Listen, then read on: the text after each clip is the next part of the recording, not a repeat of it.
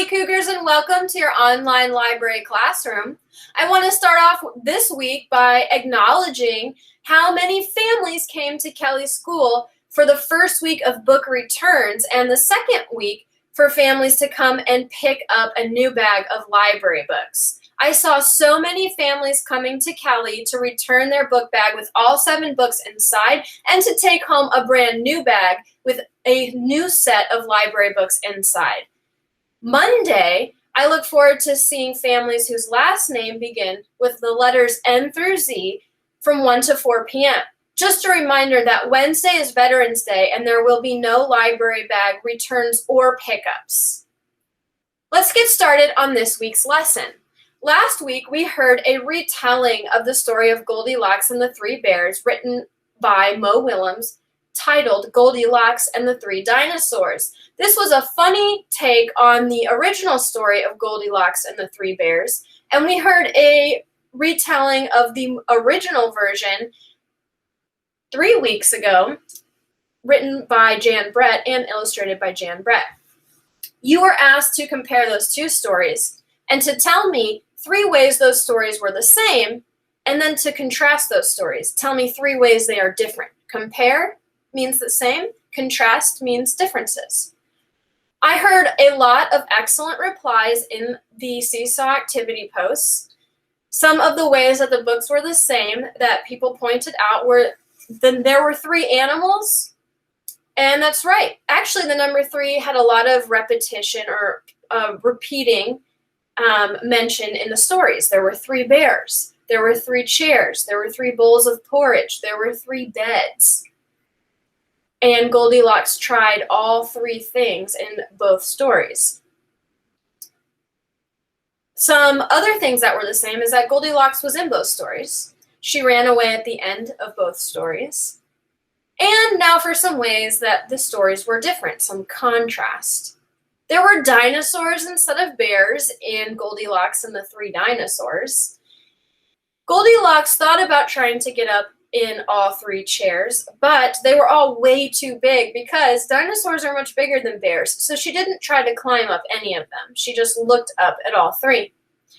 Some other ways the story is different is that Goldilocks walked into the 3 bears' house and fell asleep, and in the 3 dinosaurs, she realized that she was in a home of dinosaurs instead of bears, which is kind of funny, and she ran away before they came home. Another way the stories are different is that Goldilocks, in the first story, the bears didn't expect her to come into the house. In the second story, the dinosaurs actually were setting a trap for her. So that's kind of interesting. This week, we are going to hear a 3rd and final version of Goldilocks and the Three Bears, titled Goldi Socks and the Three Libearians. And you might be thinking, librarians? That word sounds funny. Well, I'm a librarian, and that's a person who runs a library. And in this version, there are librarians because there are bears who work in libraries. Instead of comparing and contrasting this new version, I want you to listen for the repetition, the thing that repeats a lot. And in this version and in the other version, it's the phrase just right. Do you remember why Goldilocks was looking for something that was just right? Or can you explain what that means? I call it the Goldilocks rule, when something is just right. If a shoe fits just right, that's what I call the Goldilocks rule. What about if a book is just right? Before I read aloud this new version, I want you to keep these things in your mind while you're listening. What do you already know about Goldilocks and the Three Bears? Why did Goldilocks like Baby Bear's porridge, chair, and bed so much, especially in the first story? What did Goldilocks say every time she used Baby Bear's stuff?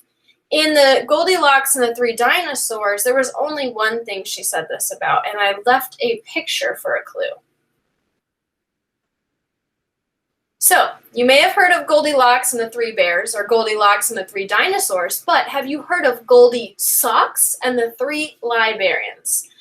Let me introduce you. Goldi Socks and the Three Libearians. Here's our front cover. Author of this retelling is Jackie Mims Hopkins, and the pictures are by John Manders. Here's our title page. Goldi Socks and the Three Libearians. And here's our dedication page. This is the page where the author and the illustrator name people that are special to them. For my Aunt Kathy, who still loves to read in book tense. I like that too.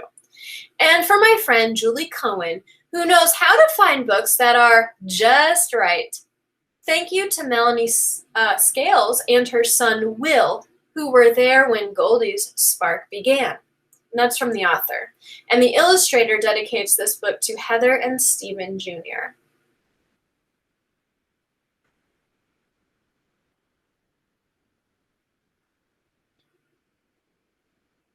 Once upon a time, nestled deep in an enchanted forest, there lived a book-loving bear family. Papa Bear was a public librarian, Mama Bear was a school librarian, and their son Baby Bear was a librarian in training at the Grizzly Preschool.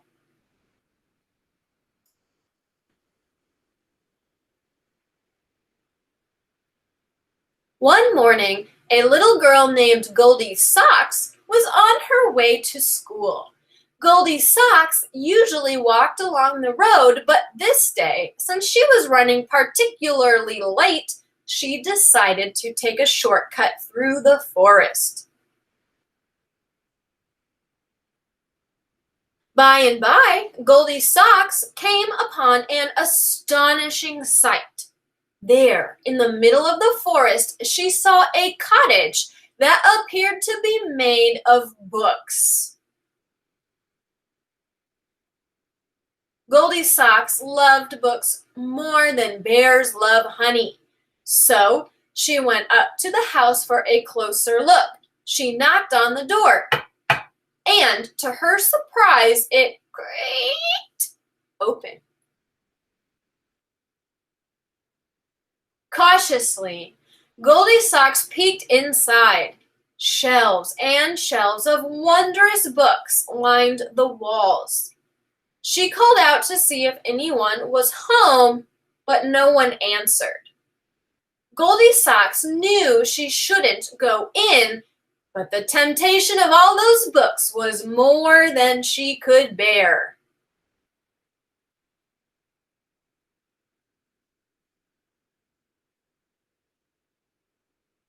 Once inside the cottage, Goldi Socks went straight to the shelves and began browsing through the books. The first book she pulled off the shelf was too big. In fact, it was so heavy it fell on the floor. Goldi Socks went to another shelf, but the book she took from this shelf was too little. Then she looked through some nonfiction books and found one that was just right.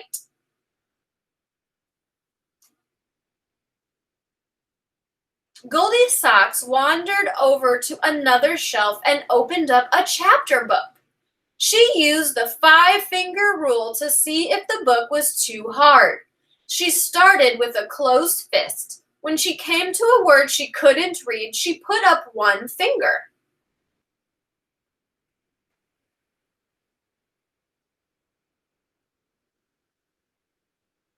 All 5 fingers went up while reading the first page of the book, so she knew the book was too hard for her.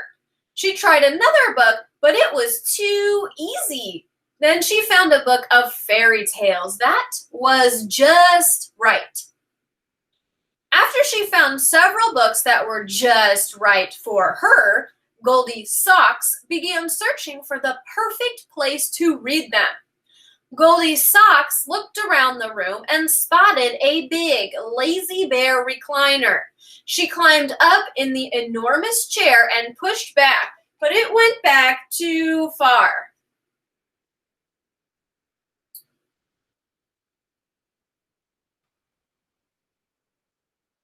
She surveyed the room again, and this time she spied a poofy couch with lots of pillows. Goldi's socks sprang into the air and landed smack dab in the middle of the couch. Pillows flew everywhere. The couch was too squishy. Maybe there's a comfy place upstairs, she thought.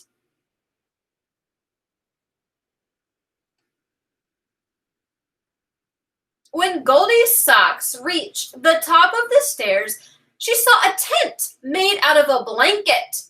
She crawled inside the cozy tent, opened the book of fairy tales, and began reading.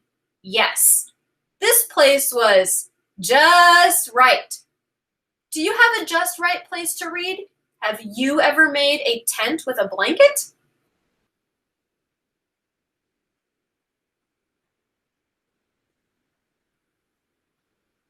Around noon, the 3 librarians came home for lunch. Papa Libearian immediately noticed one of his books on the floor. "Somebody's been looking at my big books and left one on the floor," he said.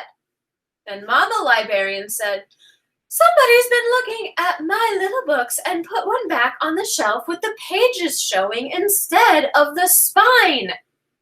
Do you remember where the spine of the book is? Then Baby Libearian said, "Somebody's been looking at my nonfiction books and one is gone."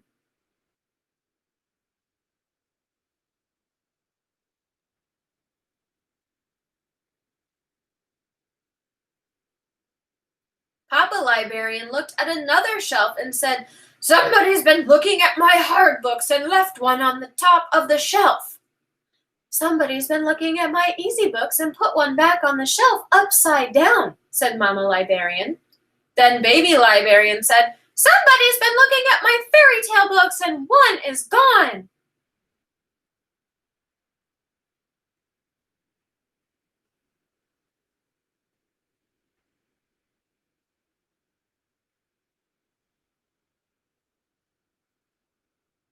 Papa Libearian saw that his favorite chair was not in the same position that he had left it.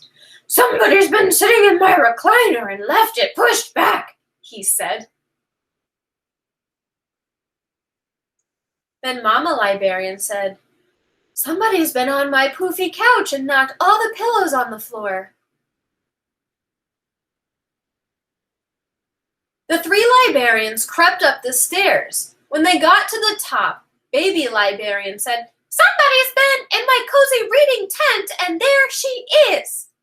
Goldi Socks looked up from her book and saw the big sharp teeth of the 3 librarians.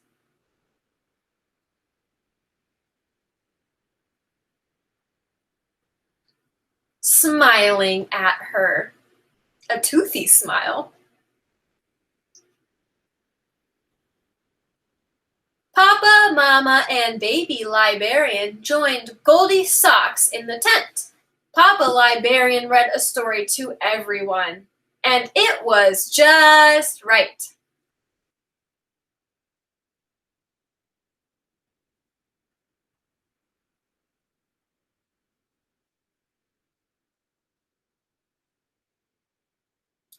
The end.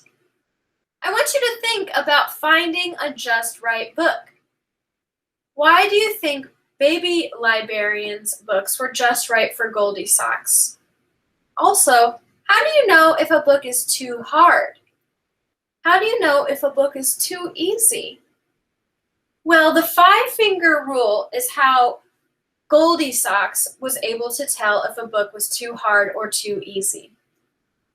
I have a special song here to the tune of Yankee Doodle that teaches you how to practice the 5-finger rule. This is the 5-finger book song. Here's the way I choose a book. I count upon my fingers. See a word I cannot read. My fingers keep a record. Miss a word that counts for 1. Skip it and keep reading. Miss the next word, fingers up. At 5, I'll choose another. So, when you finish reading one page of a new book, after reading while you read that page, hold up one finger for every word you don't know. If there are 0 or only 1 word per page you don't know, that book is too easy. If there are 4 words or 5 words or more words on one page you don't know, that book is too hard. It will be frustrating. If there's 2 or 3 words on a page you don't know, that is just right. There are some new words for you to learn, but not too many new words that you're not sure what's happening in the story. I'm going to sing this song to you one more time. Here's the way I choose a book. I count upon my fingers. See a word I cannot read. My fingers keep a record. Miss a word that counts for 1. Skip it and keep reading. Miss the next word, fingers up. F5, I'll choose another. All right. So this week, I'm asking all of you to practice choosing a just right book. We're going to review those steps together. How to choose a just right book. Stop and think. Step 1, what do you like to read about? Think about Goldi Socks. She liked fairy tales.